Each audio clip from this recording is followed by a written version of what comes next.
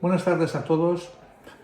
Sois muchos los que os habéis puesto en contacto con el despacho sugiriéndonos la posibilidad de hacer un vídeo un poco más largo en el que explicáramos con más detalle la sentencia del Tribunal Supremo y en qué estado quedan las cosas, ¿no?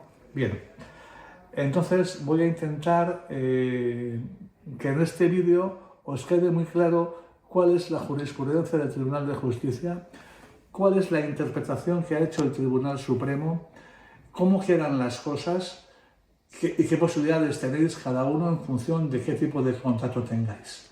Bien, lo primero que voy a decir es que la sentencia del Tribunal Supremo supone un cambio a mejor, pero eso no quiere decir que sea una nueva sentencia que vuelve a retorcer y a retorcer en ese afán del Tribunal Supremo de buscar cualquier excusa, cualquier tontería para negar la razón a los consumidores.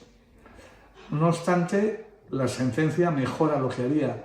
Daros cuenta que hasta ahora todas las cláusulas eran legales, todas, porque como la publicación en el BOE era suficiente para que la cláusula fuera transparente, todas eran transparentes.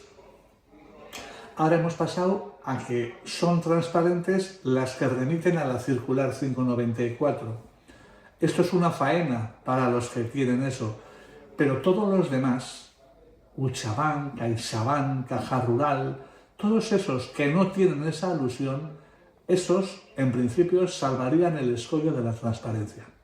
Pero vamos a ir por partes, vamos a hacer esta explicación y vamos a hablar en concreto de cómo vemos el tema de los de UCI, que hay mucho que hablar. Bien, primero voy a daros 7 ideas de lo que ha dicho el Tribunal de Justicia. Tomar nota o fijaros bien, porque volveremos a ellas para poner en contraste con el Tribunal Supremo. Cuando empezó el conflicto en el Tribunal de Justicia, el primero que se pronunció fue el abogado general, en unas conclusiones de 8 de septiembre de 2019. Eran 127 conclusiones, pero en la segunda, ya nada más empezar, para poner las cosas claras, decía lo siguiente: un consumidor medio no está familiarizado con expresiones como índice de referencia, tipo de interés, tipo TAE, las diferencias entre ellos, las consecuencias de usar tipos TAE para determinar un tipo de interés, por lo cual resulta de vital importancia la información que suministra el profesional. Primera idea importante: es de vital importancia la información que suministra el profesional.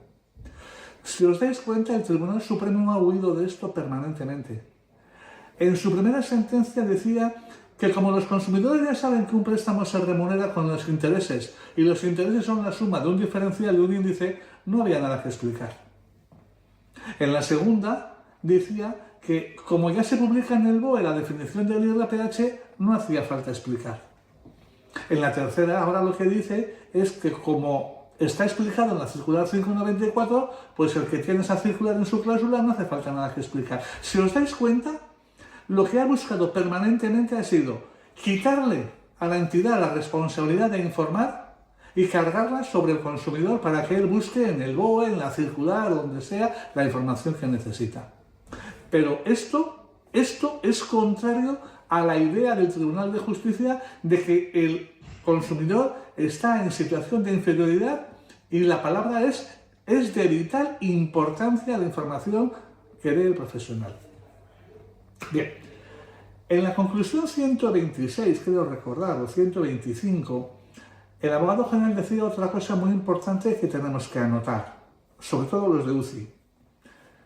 Decía que es fundamental que el consumidor disponga de toda la información necesaria para tomar una decisión prudente sobre el préstamo que va a suscribir y conocer la carga económica que le va a suponer antes de la suscripción del contrato. Antes de la suscripción del contrato, no el día que firma, antes. Por tanto, tenemos dos ideas: la vital importancia de la información que dé el profesional porque el consumidor no comprende, y la necesidad de que toda la información esté antes de firmar. Bien, En la sentencia 125/18, la primera sentencia del Tribunal de Justicia, en el punto 51, el Tribunal de Justicia dice que para que la cláusula sea transparente, hace falta que posibilite que el consumidor pueda comprender el funcionamiento del método de cálculo del índice para así poder valorar, con arreglo a ese conocimiento que ha adquirido, las consecuencias económicas que le va a suponer el índice. Aquí la palabra importante es comprender. Lo que el Tribunal de Justicia pide es que el consumidor comprenda, no que conozca. No que conozca que tiene IRPH, que comprenda cómo funciona. Los conceptos comprender y conocer son totalmente diferentes. Conocer solo es acumular información, acumular datos, acumular. Comprender es procesar esa información, esos datos, procesarlo para saber cómo actuar con ellos. Quedaros con la idea, comprender. Bien, el Tribunal de Justicia en el punto 52 también decía que el juez ha de verificar la información que le ha dado el profesional al consumidor, la información que le ha dado, la publicidad que ha hecho del índice y sobre todo la posible omisión de información importante que el consumidor debía conocer. Por tanto, el juez tiene que comprobar qué publicidad se hizo, qué se le contó, qué información se le dio y sobre todo qué información no se le dio. Porque todos podemos entender que si a un consumidor, por tonto que sea, por decir, se le informa que hay una circular que obliga a un diferencial negativo, es que es imposible que él acepte un diferencial positivo. Luego, toda la gente que ha aceptado un diferencial positivo es porque no conocía que había una circular. Bien, en esa sentencia, por último, el Tribunal de Justicia dice que el juez nacional también debe de comprobar si se ha cumplido la normativa nacional, si existiera. Y aquí en España hay una normativa nacional, ha estado vigente cuando se firmaban los contratos, que era la Orden Ministerial del 5 de mayo de 1994, que fijaros cómo se titulaba: de transparencia de las condiciones financieras de los préstamos hipotecarios. Luego aquí había una norma de transparencia. Bien. En la siguiente sentencia, la 265/22, el 13 de julio de 23, el Tribunal de Justicia añade a lo anterior que también es pertinente la circunstancia de que hay una circular del Banco de España cuyo preámbulo advierte a las entidades de la necesidad de un diferencial negativo. Esto es un añadido más. Y en la posterior sentencia, la última, la 300/23, el Tribunal de Justicia dice que si no se le ha informado al consumidor antes del contrato de la existencia de esta circular, entonces tiene que aludirse a ella en el contrato. Y además dice, y esto es muy importante, que el juez ha de verificar si esa circular era accesible para un consumidor. Esto es importantísimo para los de UCI. El juez ha de comprobar si la circular 594 era accesible para el consumidor. Bien, con todo esto por aquí, con esta declaración del Tribunal de Justicia de que el consumidor está en situación de inferioridad en cuanto a información, que no comprende conceptos como TAE, tipo de interés, que es de vital importancia la información del profesional, que ha de disponer de toda la información antes de acudir a firmar, que la cláusula le tiene que permitir comprender cómo funciona el índice, que el juez tiene que valorar la posible falta de información y omisión de detalles importantes, que ha de comprobarse también la normativa nacional, que es importante que se aluda a la necesidad del diferencial negativo, que el juez ha de comprobar si es accesible esta circular. Con todo eso, el Tribunal Supremo nuestro decide que la cláusula es transparente siempre que cite o aluda o remita a la circular 594 del Banco de España, porque dice que en ella está toda la información que un consumidor necesita. Cómo se calcula el índice, qué peculiaridades tiene, cómo evoluciona. Y ya está. Ya le ha limpiado al profesional de la obligación de informar y ya lo deja por cuenta de que el consumidor lo busque en la circular 594. Bien. Con esta idea de transparencia lo que ocurre es que todos aquellos en los que no aparece la circular 594, directamente la cláusula salva el primer escollo, la transparencia, no es transparente. Por tanto, la sentencia, con todo lo malo que tiene, pero permite que los de Kutxabank en su inmensa mayoría, los de CaixaBank en su inmensa mayoría, porque los de CaixaBank remiten a la circular 890, pero esa no es la pertinente. Por tanto, esa no vale. Además lo dice el Tribunal Supremo expresamente. La 890 no vale. Los que tengáis circular 890 no vale. Es la 594 la importante. Y claro, afecta mucho a algunos y sobre todo a los de UCI. Bien, ¿qué pega le ponemos nosotros a esto? Pues dos pegas muy importantes. La primera, este es el razonamiento. Un consumidor no tiene ni idea de que existe una circular 594 del Banco de España. No tiene ni idea de lo que dice y ni siquiera tiene idea de que es importante leerla para informarse. No tiene ni idea que en ella se contiene la información sobre el IRPH. No tiene ni idea. El Tribunal Supremo dice que, como está ya en la cláusula, se puede enterar. Pero, ¿cuándo lee la cláusula el consumidor? Cuando firma. Antes de firmar, no la ha leído.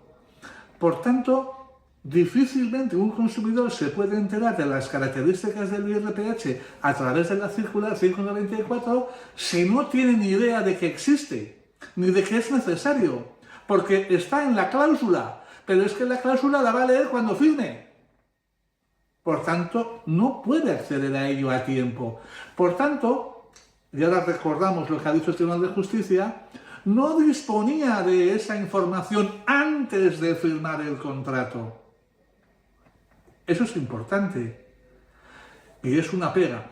A no ser que, ojo, haya una oferta vinculante con muchos días de antelación que ya anuncie que la información está en la circular 594.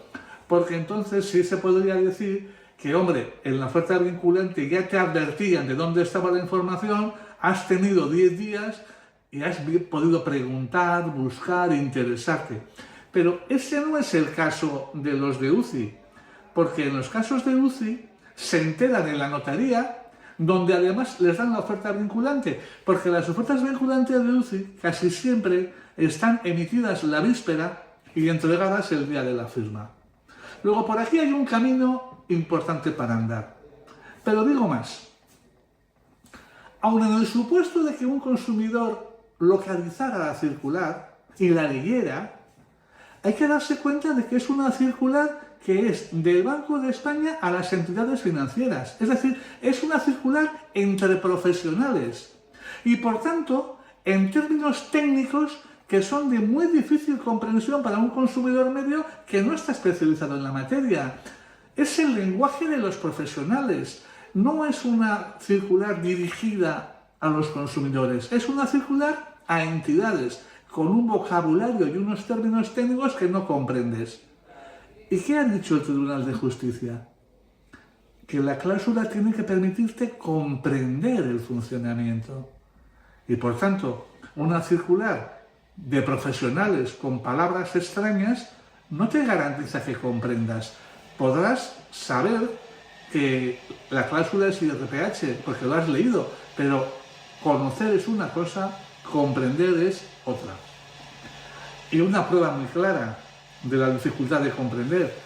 El Tribunal Supremo, en la sentencia 669/17 de 14 de diciembre, la primera que publicó, en el Fundamento Jurídico Octavo, decía que el índice de IRPH era una cosa muy fácil. Era una media de los índices de referencia de los préstamos que se firmaban en España. Y luego, unos folios más adelante, en el Fundamento Jurídico 12 decía que el IRPH, todo el mundo sabía que era una media de los tipos de interés que las entidades ponían a los préstamos en España. Pues mire, ni era una media de índices, ni era una media de tipos de interés, era una media TAE. Al Tribunal Supremo no debió comprenderlo muy bien, porque confundía las dos cosas y no era ninguna de las dos. Pero es que 3 años más tarde, en las sentencias que dicta en el año 22, dice que el IRPH es un índice que se elabora haciendo una media de los precios de las operaciones homólogas a las del cliente. Y eso no es verdad. No es una media de precios, es una media de costes, que es distinto. Claro, si los magistrados del Tribunal Supremo confunden índice de referencia con tipo de interés y con TAE, si confunden precio con coste, si no han sido capaces de entenderlo ellos, ¿cómo le pueden pedir a un consumidor que lea la circular y comprenda lo que ellos todavía no han comprendido? Por ahí iríamos a defender la nulidad del IRPH de los de UCI. Pero es que luego el Tribunal Supremo también dice que el incumplimiento de la orden ministerial de transparencia de condiciones financieras no significa que la cláusula no sea transparente.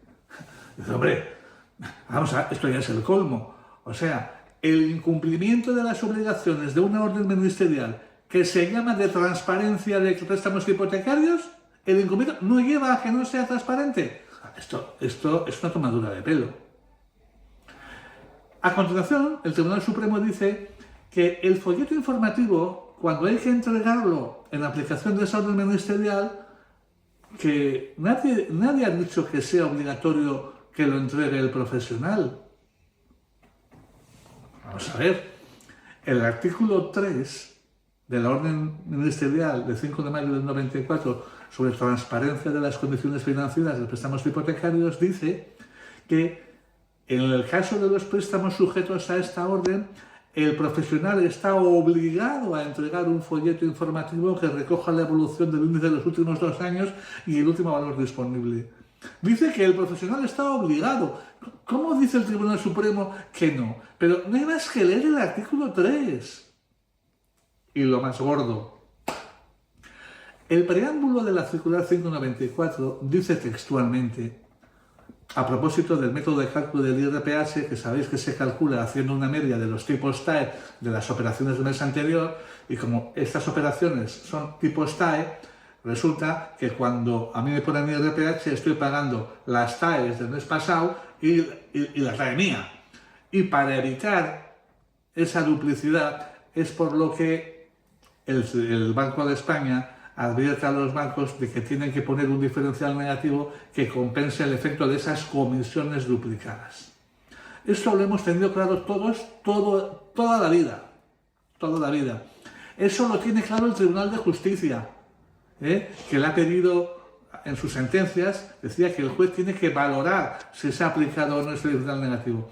Bueno, pues el Tribunal Supremo nos sorprende diciéndonos que en realidad ese preámbulo es un instrumento para que los bancos comprendan la diferencia entre lo que son índices TAE de otros que no son índices TAE. Es decir, este preámbulo es un poco para que los bancos aprendan, para enseñarles, para explicarles que no es lo mismo un préstamo tipo TAE que un préstamo que no lo es. Pero vamos a ver, pero es que no hay más que leerla. La circular dice, la simple utilización.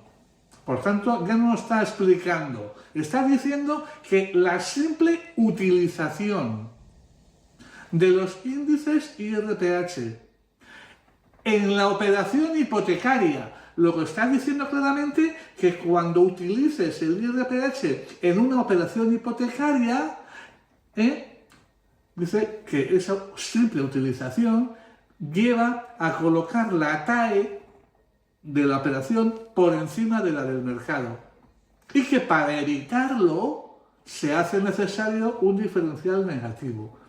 Así de claro lo dice. ¿Qué es eso de que es un instrumento para que los bancos? Eso es una milonga. Es una milonga. Y hay una prueba muy clara. En los planes de vivienda protegida que se han firmado en España, cada vez que se han remitido a IRPH, han llevado diferencial negativo o coeficiente reductor o porcentaje sobre el IRPH. En cambio, cuando han ido con Euribor, han llevado diferencial positivo en una banda entre 0 y pico y 1, o 0 y pico y 2, o lo que fuera. La pregunta es, si no fuera obligatorio poner un diferencial negativo y este preámbulo fuera un instrumento que ilustra y todo este rollo del Supremo? ¿Por qué? ¿Por qué? ¿Qué explicación tiene que las administraciones, cuando usan IRPH, le pongan diferencial negativo y cuando Euribor no? ¿Por qué lo hacen? ¿Por qué? ¿Porque se les ha ocurrido? ¿Por qué? ¿Por qué? Pues muy fácil. Porque las administraciones, cuyas actuaciones se rigen por el principio de legalidad, tienen que tener mucho cuidado. Y por tanto, cuando las administraciones propician un índice de referencia en los contratos de vivienda protegida, cuando es IRPH, ponen diferencial negativo porque entienden que es obligatorio. Y cuando lo hacen Euribor, no lo ponen porque entienden que ahí no es obligatorio, que ahí se puede poner positivo. Por tanto, las administraciones con su actuación están demostrando que las cosas son como decimos. Y cuando el Supremo dice que si la administración esto lo ha hecho un poco para ayudar a la gente que está con vivienda protegida, entonces lo que pregunto es, ¿y por qué lo hace solo con los de IRPH y no con los de Euribor? ¿Por qué esa caridad solo con IRPH? Hombre, aquí lo que está haciendo el Tribunal Supremo es retorcer y retorcer para evitar dar la razón, que es lo que no quiere dar.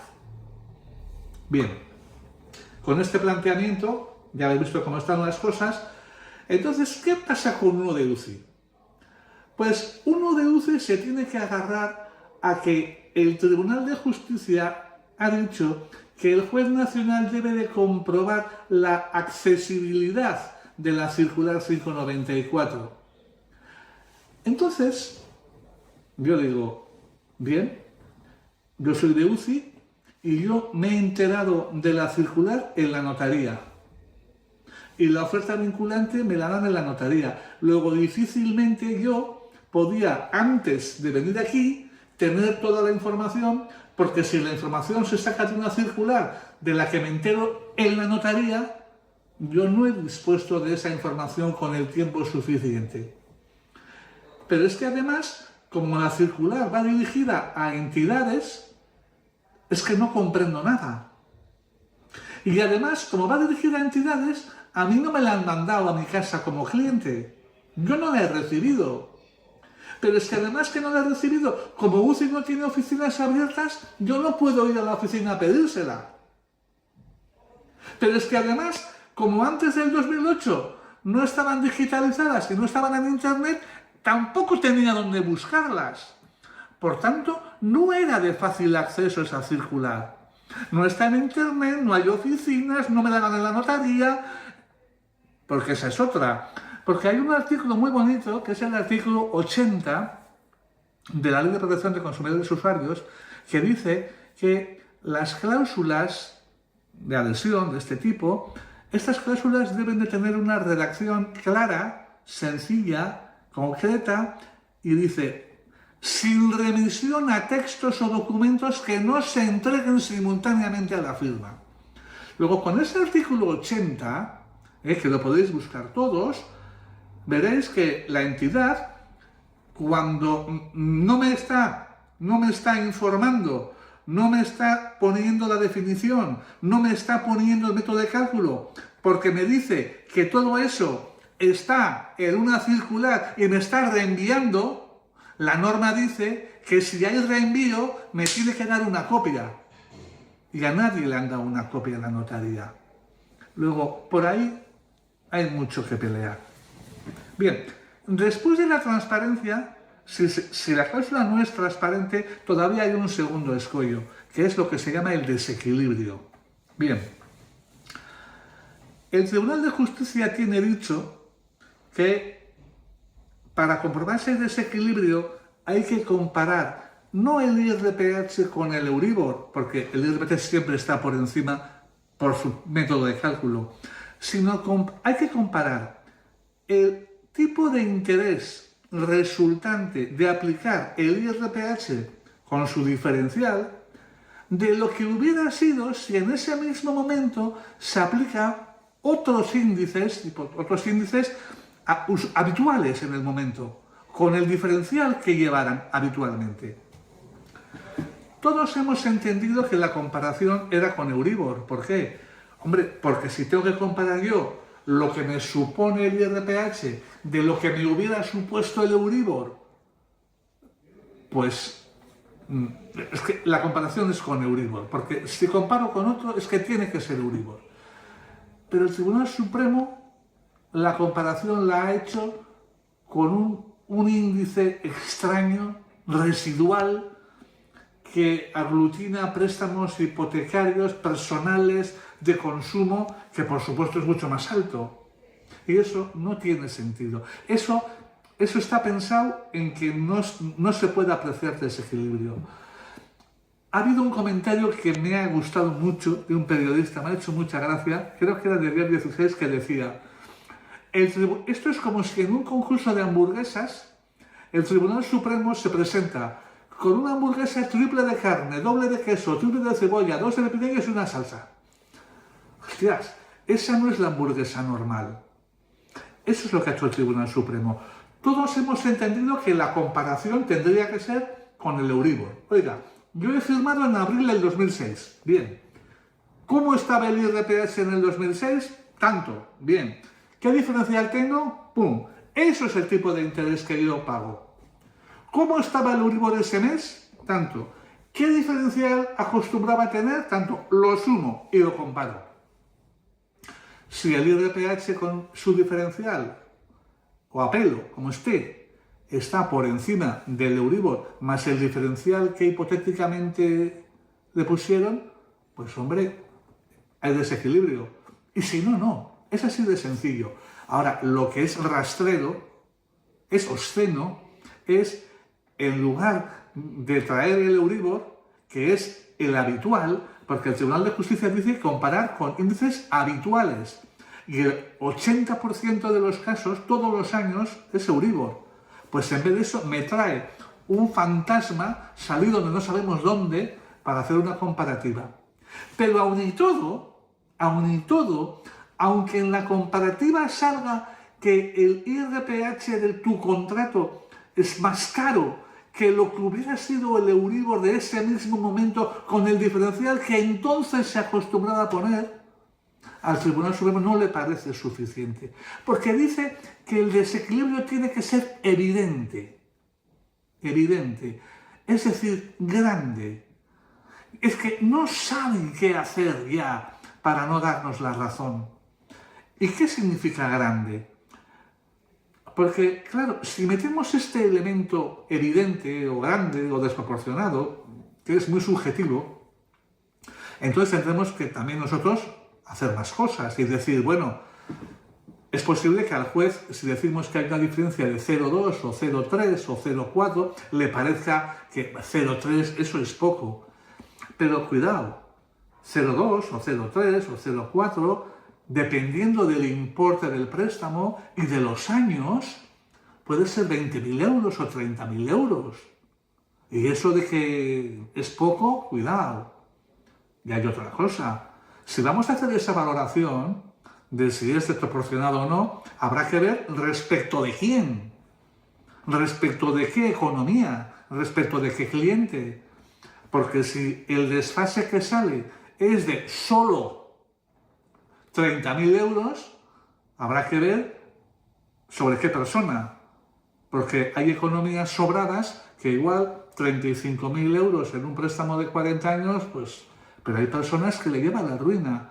Luego, si vamos a meter este elemento nuevo que se ha inventado el Tribunal Supremo de que el desequilibrio sea evidente, pues habrá que hacer entonces informes periciales para decirle al juez no solamente qué porcentaje hay de desequilibrio, que a veces suena frío, sino cuánto es en euros. Porque no suena igual decir hay un desequilibrio de 0,27 a decirle hay un desequilibrio de 40.000 euros. Y eso nos va a obligar a llevar informes periciales. ¿Pero qué va a pasar? Que frente a los informes periciales que presentemos nosotros, el banco presentará otros. Y al final, el conflicto en vez de ser jurídico, en vez de ser un conflicto de analizar qué ha dicho el Tribunal de Justicia y cómo hay que aplicarlo aquí, el conflicto se va a convertir en una pelea entre peritos, hablando de números y de porcentajes. Porque hay un hecho muy claro. Antes de que se pronunciara el Tribunal Supremo, infinidad de jueces y tribunales españoles, con la resolución del Tribunal de Justicia, estaban declarando nulo el IRPH. Lo han hecho en el juzgado especializado de Donosti, lo han hecho en el juzgado especializado de Vitoria, lo han hecho en los juzgados de Pamplona, en Tudela, en Badajoz, lo han hecho en el especializado de Madrid, lo han hecho en cantidad de sitios. ¿Y qué pasa? ¿Que todos esos lo han hecho mal? ¿Solo lo hace bien el Tribunal Supremo? Todos esos jueces han interpretado la jurisprudencia del Tribunal de Justicia en el mismo sentido que lo entendemos nosotros también. Y llega al Tribunal Supremo, llegan 10 personas y esas 10 ven otra cosa. Hombre, ¿qué es lo que han hecho? Han resuelto 2 casos, 2, y han elegido 2 casos muy particulares. Nosotros llevamos años en este asunto. Hemos visto préstamos de Kutxabank cientos. En la puta vida he visto yo uno que se refiera a la circular 594. Nunca vi uno. Oye, y puta casualidad, el que tiene el Supremo en su mesa es uno de esos. Entonces, ¿qué pasa? Que ha establecido unos criterios y el préstamo de Kutxabank, ese raro que tiene, se ajusta y por tanto declara que la cláusula es legal. Claro, eso da una imagen en la prensa. El Tribunal Supremo declara que la cláusula de Kutxabank es legal. Bueno, es esa, la de ese, porque todos los demás que tenemos que no aluden a la 594 no serán transparentes. Ha cogido otra sentencia de UCI donde resulta que el desequilibrio era muy poquito. Puta casualidad también. Y con 2 contratos que ha cogido él, muy especiales, ha dicho que son legales. Pero todos los demás habrá que ir viendo. Lo que pasa es que todos los demás no se le va a dar la misma publicidad que a estos 2. Porque con la publicidad de estos 2 se ha pretendido disuadir a la gente, desanimarla. Eso es lo que ha ocurrido. Entonces nosotros ya hemos tenido la posibilidad, porque ya sabéis que el juzgado especializado de Vitoria nos dio la razón en un préstamo de UCI y declaró nula la cláusula y sustituyó el IRPH por Euribor más 0. UCI ha recurrido y nosotros ahora teníamos que contestar o oponernos al recurso de UCI. Pero claro, en este tiempo se ha pronunciado el Tribunal Supremo. Entonces nosotros ya hemos contestado con todo lo que os he contado y algunas cosas más, pero hemos hecho ya una cosa. Le hemos pedido a la Audiencia de Álava que suspenda los procedimientos de UCI, los que tenga de UCI, y que eleve cuestión prejudicial con 4 preguntas que le ponemos. Más o menos recordar, eran la primera: si no es contrario al sistema de protección de los consumidores, el remitir la transparencia a una circular del Banco de España de la que el consumidor se entera en el momento de la firma. Segundo, si es contrario a la protección de los consumidores, el remitir a una circular del Banco de España que va dirigida a entidades en unos términos que no son comprensibles por un consumidor medio. Tercero, le hemos dicho que pregunte si al hacer el control de desequilibrio con relación a índices habituales del mercado, es de recibo coger un índice residual sacado de una cloaca para hacer la comparativa, en vez del Euribor, que es el habitual.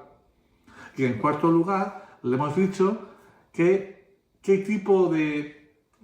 Es decir, que declarado que el Euribor, que el préstamo de IRPH era más caro que Euribor, ¿cuánto más caro debe de ser para ser nulo? Si se puede poner cualquier cantidad. Porque claro, si tiene que ser mucho más caro, oye, pues según lo que pongas, todas van a ser legales. porque si vas a pedir que la diferencia sea de 6 puntos, pues oiga, no hay ninguno, ¿eh? Ahí no hay ninguno.